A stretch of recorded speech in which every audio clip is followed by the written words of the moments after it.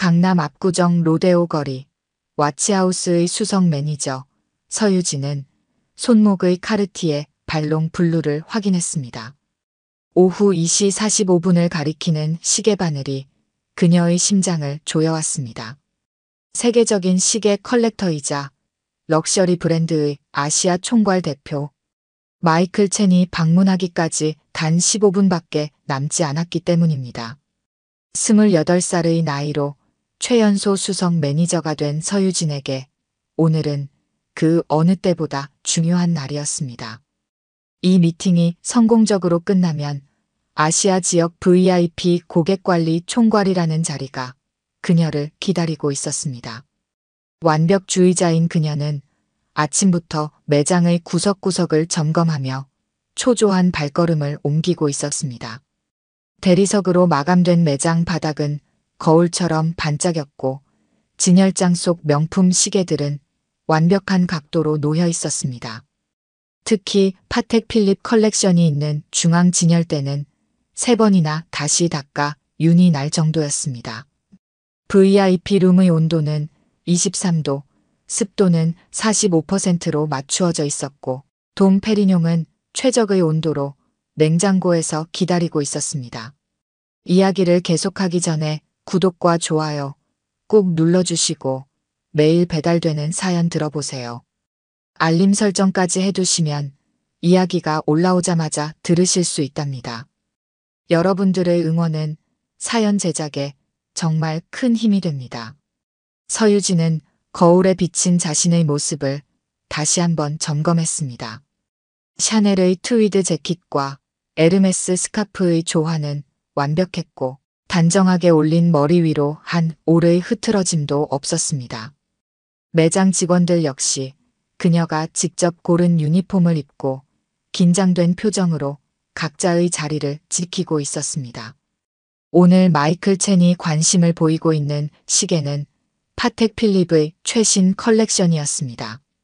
그랑 컴플리케이션 시리즈의 신제품으로 전 세계에 단 5개만 한정 제작된 귀한 제품이었습니다. 서유진은 이미 구매 가능성이 있는 VIP 고객 명단을 준비해 두었고 시계의 특징과 장점을 완벽하게 숙지하고 있었습니다. 수석님, 3번 진열장 광이 조금 흐린 것 같습니다. 새내기 직원 김민지의 말에 서유진은 즉시 해당 진열장으로 걸음을 옮겼습니다. 완벽한 상태여야 했습니다. 특히 오늘은 절대 실수가 용납될 수 없었습니다. 그때였습니다. 매장의 자동문이 열리며 한 노인이 들어섰습니다. 흐릿한 회색빛의 낡은 등산복은 여기저기 기운 자국이 있었고 운동화는 뒤꿈치가 닳아 있었습니다. 노인의 등장과 함께 매장 안의 공기가 순식간에 얼어붙었습니다. 서유진의 눈썹이 미세하게 찌푸려졌습니다. 하필이면 왜 지금이어야 했는지 가장 중요한 손님을 맞이해야 할 이 순간에 웬 등산복 차림의 노인이 매장을 찾아온 것입니다. 노인은 천천히 그러나 매우 꼼꼼하게 진열장을 살펴보기 시작했습니다. 그의 주름진 손가락이 유리판에 닿을 듯 말 듯 움직일 때마다 서유진의 심장이 쿵쾅거렸습니다. 더구나 노인은 다름 아닌 파텍 필립 컬렉션 앞에 서서 발걸음을 멈추었습니다. 방금 막 3번이나 닦아놓은 바로 그 진열장 앞이었습니다. 시계는 어느새 2시 52분을 가리키고 있었습니다. 마이클 첸의 방문까지 8분밖에 남지 않은 상황에서 서유진은 더 이상 기다릴 수 없었습니다. 그녀는 최대한 공손하지만 단호한 목소리로 노인에게 다가갔습니다. 안녕하십니까, 손님. 무엇을 도와드릴까요? 노인은 천천히 고개를 돌렸습니다. 허름한 차림새와는 달리 그의 눈빛은 놀랍도록 또렷하고 날카로웠습니다. 이 시계 좀 자세히 보고 싶은데요.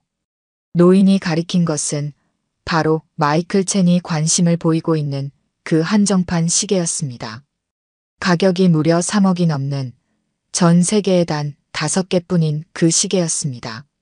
서유진의 심장이 더욱 빠르게 뛰기 시작했습니다. 죄송하지만 이 시계는 사전 예약하신 고객분들께만 보여드리고 있습니다. 서유진은 최대한 공손한 말투를 유지하려 했지만 그녀의 목소리에는 명백한 거부감이 묻어 있었습니다. 시계는 이미 2시 53분을 가리키고 있었고 매 초가 그녀에게는 고문과도 같았습니다. 아, 그러시군요. 하지만 이 모델의 투르비용 구조가 궁금해서 말입니다. 예전 모델과는 구조가 조금 다른 것 같은데. 노인의 말에 서유진은 순간 당황했습니다. 투르비용은 고급 시계에서만 볼 수 있는 특수한 기계 장치로 일반인들은 잘 모르는 용어였기 때문입니다. 하지만 그녀의 눈에 비친 노인의 낡은 등산복과 기운 운동화는 그저 시간을 때우러 온 노인네일 뿐이었습니다. 네, 손님께서 시계에 대해 잘 아시는 것 같네요. 서유진의 말투에는 이제 노골적인 비웃음이 섞여 있었습니다. 하지만 이 시계는 전 세계 5개 한정판입니다. 가격도 상당한 수준이고요. 혹시 다른 매장을 추천해 드릴까요? 백화점 시계 코너라면. 가격이요? 얼마입니까? 3억 5천만 원입니다. 서유진은 이 말이면 노인이 물러설 거라 확신했습니다. 그렇습니까? 그럼 이쪽 오데마 픽의 모델은 어떻습니까? 서유진은 입술을 깨물었습니다. 시간은 계속 흐르고 있었고 이 짜증나는 상황은 끝날 기미가 보이지 않았습니다. 게다가 노인은 고급 시계 브랜드의 이름을 정확하게 발음하고 전문적인 용어까지 알고 있었습니다. 민지 씨, 서유진이 새내기 직원을 향해 조금 큰 소리로 불렀습니다. 이 손님 응대 좀 부탁드립니다. 전 곧 마이클 대표님 미팅이 있어서요. 아, 그런데 말입니다. 노인이 주머니에서 무언가를 꺼내려 했습니다. 제가 한 가지만 더 여쭤봐도 될까요? 서유진의 인내심이 한계에 달했습니다. 2시 57분. 이제 더 이상 참을 수 없었습니다. 죄송합니다만 지금 당장 자리를 비워주셨으면 합니다. 그녀의 목소리에는 이제 어떤 공손함도 남아있지 않았습니다. 저희는 명품 시계를 판매하는 곳이지 구경하는 곳이 아닙니다. 더구나 지금은 매우 중요한 고객님과의 미팅이 예정되어 있어요. 그때였습니다. 매장 입구에서 들려온 목소리가 서유진의 말을 끊었습니다. 이게 누구십니까? 김진우 회장님? 서유진은 그 자리에서 얼어붙었습니다. 마이클 첸이었습니다. 그의 얼굴에는 믿을 수 없다는 표정이 가득했습니다. 정말 그 김진우 회장님이십니까? 현대자동차의 전설적인 엔지니어, 세계 최고의 빈티지 시계, 컬렉터, 파텍 필립 레퍼런스 2499의 주인이신 서유진의 다리에서 힘이 빠져나갔습니다. 노인의 손에 들려있던 것은 고급스러운 명함이었습니다. 김진우, 전 현대자동차 수석 엔지니어, 세계 빈티지 시계협회 명예회장. 매장의 시계들이 일제히 삼시를 알렸습니다. 서유진의 얼굴에서 모든 혈색이 빠져나갔습니다. 와치하우스 매장 안의 공기가 순식간에 변했습니다. 마이클 첸은 자신의 수행원들을 제치고 김진우 회장에게 다가가 깊이 고개를 숙였습니다. 그의 태도는 방금 전까지 서유진이 보여준 거만한 자세와는 정반대였습니다. 서유진은 그 자리에 얼어붙은 채로 서 있었습니다. 그녀가 방금 전까지 무시하고 쫓아내려 했던 사람이 세계적인 자동차 엔지니어이자 시계 컬렉터였다는 사실이 믿기지 않았습니다. 김진우 회장은 세계에서 가장 희귀한 파텍 필립 빈티지 시계들의 소유자였고 그의 컬렉션 가치는 수천억 원에 달한다고 알려져 있었습니다. 마이클 첸은 김진우 회장의 존재를 설명하기 시작했습니다. 1970년대 초반 한국 자동차 산업이 막 태동하던 시기에 김진우는 현대자동차의 핵심 엔지니어였습니다. 그는 자동차 엔진 설계 분야에서 수십 개의 핵심 특허를 보유했고 현대자동차가 세계적인 기업으로 성장하는데 결정적인 역할을 했습니다. 은퇴 후에는 자신의 특허 수익과 탁월한 투자 안목으로 엄청난 부를 일구었지만 여전히 검소한 생활을 고수했습니다. 특히 그의 시계 컬렉션은 전설적이었습니다. 단순히 비싼 시계를 사모으는 수집가가 아닌 시계 제작 기술과 역사에 대한 해박한 지식을 가진 진정한 전문가였습니다. 그가 소장한 빈티지 시계들은 단순한 소유물이 아닌 인류의 위대한 기술 유산으로 평가받았습니다.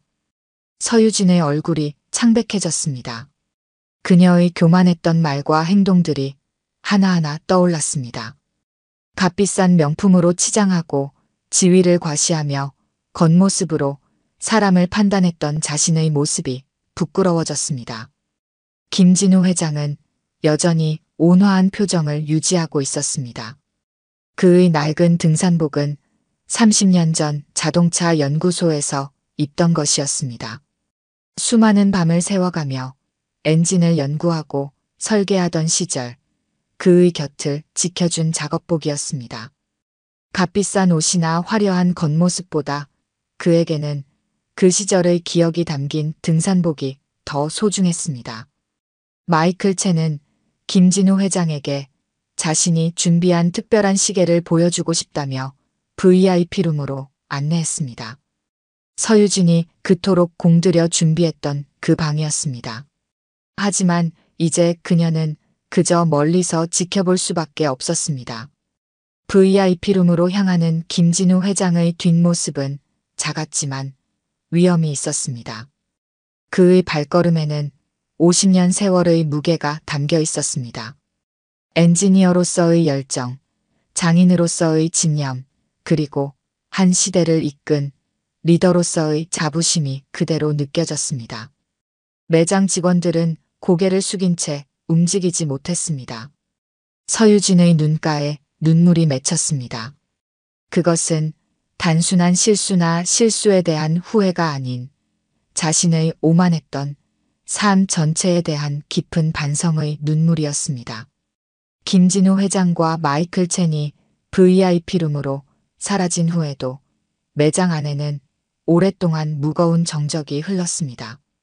그리고 그 정적 속에서 서유진은 처음으로 자신의 모습을 똑바로 마주하게 되었습니다. 값비싼 시계들이 가리키는 시간보다 한 사람의 진정한 가치가 얼마나 더 소중한지를 깨닫는 순간이었습니다. VIP룸에서의 미팅은 예정된 시간을 훌쩍 넘겨 2시간 가까이 이어졌습니다. 서유진은 자신의 자리에서 꼼짝도 하지 못한 채 그저 먼 발치에서 상황을 지켜볼 뿐이었습니다. 매장의 다른 직원들도 평소와 다른 긴장감 속에서 자신의 업무를 이어갔습니다. 유리 너머로 보이는 VIP룸 안에서는 시계의 역사가 새롭게 쓰여지고 있었습니다. 마이클 첸이 김진우 회장에게 보여준 시계는 파텍 필립의 새로운 그랑 컴플리케이션이었습니다. 전 세계 단 5개만 제작된 이 시계는 기존 모델과는 전혀 다른 차원의 기술력을 담고 있었습니다. 퍼페추얼 캘린더와 미닝 리피터, 스플릿 세컨즈 크로노그래프 기능이 완벽하게 결합된 걸작이었습니다. 하지만 김진우 회장은 단 10분 만에 이 시계의 한계점을 지적했습니다. 무브먼트의 구조적 특성상 영하의 기온에서는 미세한 오차가 발생할 수 있다는 것이었습니다. 50년간 시계와 기계공학을 연구해온 그의 날카로운 통찰력이었습니다.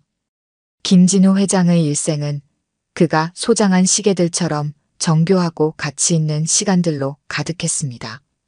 1970년대 초 한국 자동차 산업이 불모지나 다름없던 시절 그는 독일 유학파 엔지니어로서 현대 자동차의 심장부를 설계했습니다. 당시 독일의 유명 자동차 회사들은 한국의 기술력을 무시했습니다. 하지만 김진우는 포기하지 않았습니다.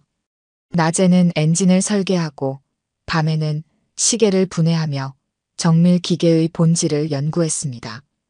그의 연구실에는 늘 낡은 등산복이 걸려 있었고 작업대 위에는 반분해된 시계들이 가지런히 놓여 있었습니다.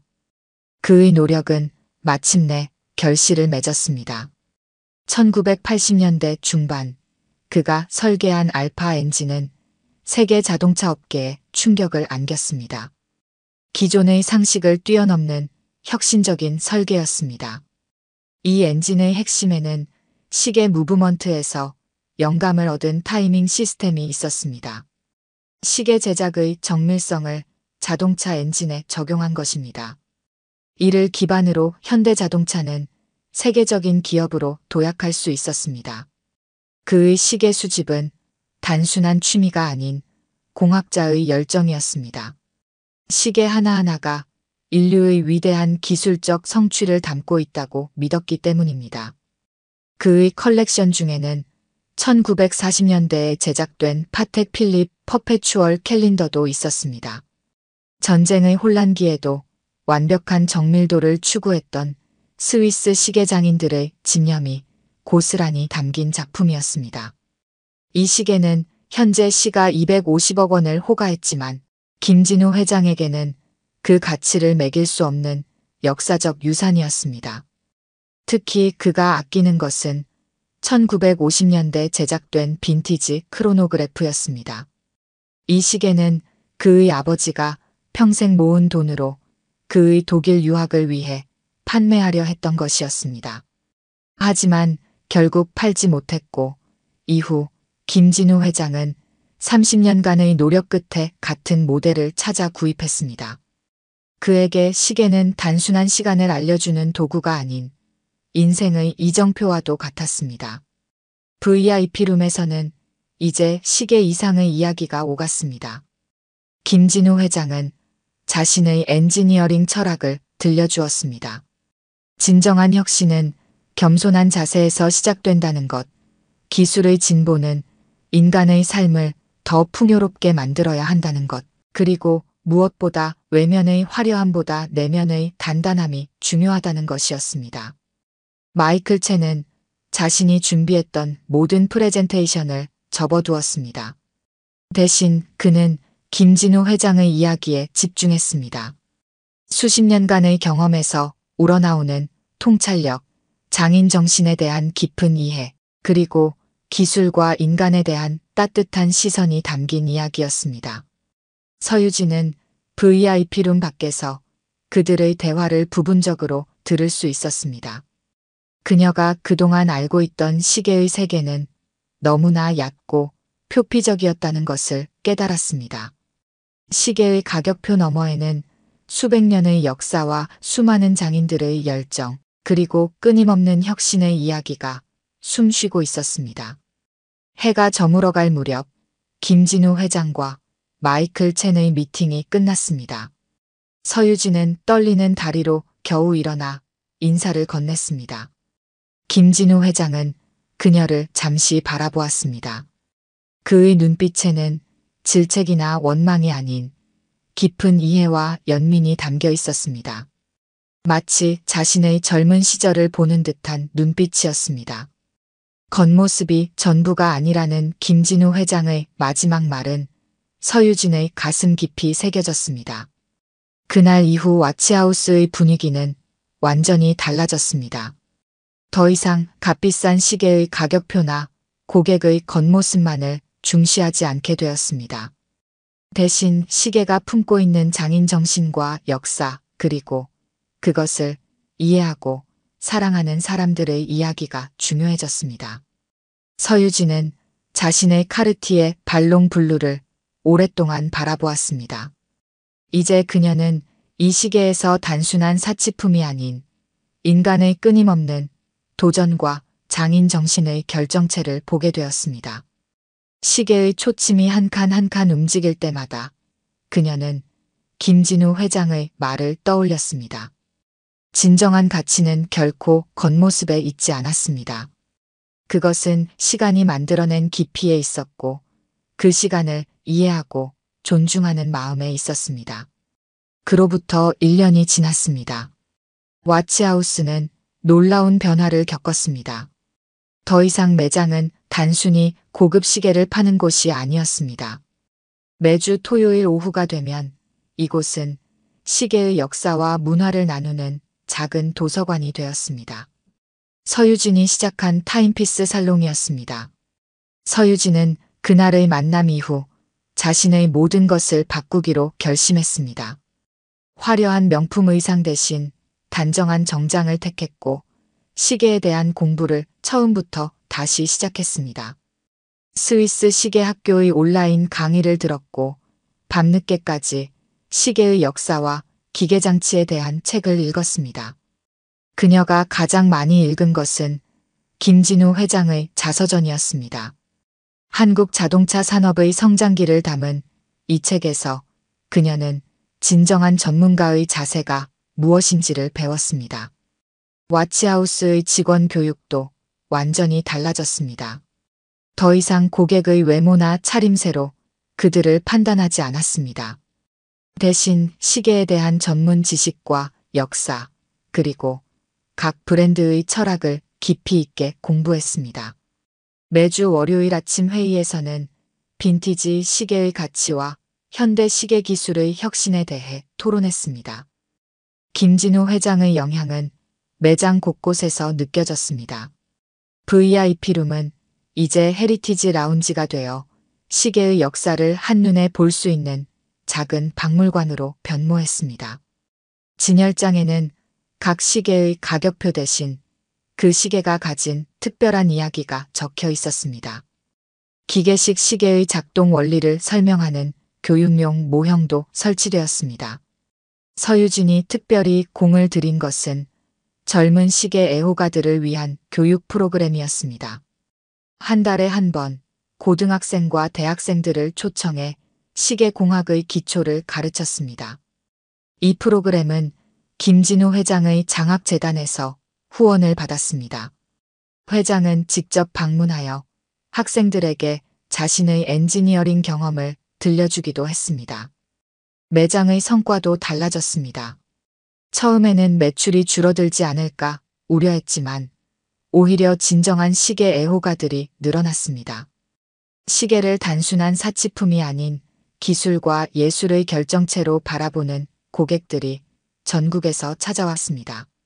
서유진은 그들 한 명 한 명에게 시계의 진정한 가치를 설명했고 때로는 몇 시간씩 시계의 역사에 대해 이야기를 나누었습니다.